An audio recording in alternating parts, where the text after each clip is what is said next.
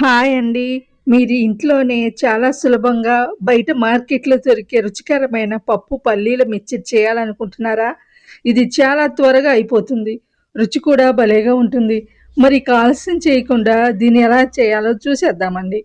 ముందుగా ఒక 2 కప్పులు పచ్చిశనగపప్పును తీసుకొని ఒక 2 సార్లు శుభ్రంగా కడుక్కోవాలి. ఆ తరువాత తగినన్ని నీళ్లు పోసి ఒక 8 గంటల పాటు నానబెట్టాలి. చూడండి, 8 గంటల తర్వాత పప్పు ఇలా చక్కగా నాని ఉంటుంది. పప్పు ఎంత బాగా నానితే వేయించేటప్పుడు అంత గుల్లగా వస్తుందండి. ఇప్పుడు ఈ పప్పులో ఉన్న నీళ్ళన్నీ వడకట్టేసి ఒక కాటన్ బట్ట మీద పప్పు అంతటిని ఇలా పరుచుకోవాలి.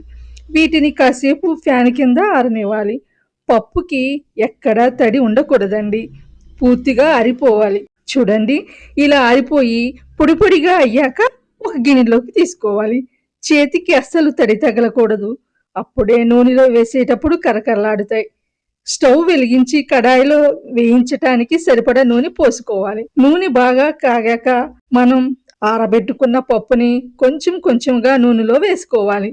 మంటని మరీ ఎక్కువ కాకుండా మీడియం ఫ్లేమ్లో ఉంచి వేయించుకోండి. పప్పు వేగేటప్పుడు నూనెలో వచ్చే బుడగలు తగ్గి పప్పు ఇలా పైకి తేలుతుంది. అప్పుడు పప్పు వేగినట్లే. వీటిని తీసి పక్కన పెట్టుకోండి. పప్పు తీశాక ఇప్పుడు అదే నూనెలో 1.5 కప్పులు పల్లీలను వేసుకోవాలి. వీటిని మంట తగ్గించి దోరగా లోపలి వరకు వేగేలా వేయించుకోవాలండి. పల్లీలు వేగుతున్నప్పుడు పైన పొట్టు కాస్త పగిలి రంగు మారుతాయి. అప్పటి వరకు వేయించి తీసి పక్కన పెట్టుకోండి. ఆ వెంటనే 4-5 వెల్లుల్లి రెమ్మలు చితక్కొట్టి కొంచెం కరివేపాకు కూడా వేసి వేయించి తీసేయాలి. వెల్లుల్లిని పొట్టుతో సహా కాస్త దంచి వేస్తే ఆ వాసన మిక్చర్కి పట్టి భలే రుచిగా ఉంటుందండి. ఇప్పుడు ఈ మిక్చర్లోకి అసలైన రుచిని ఇచ్చే మసాలాలను సిద్ధం చేసుకుందాం.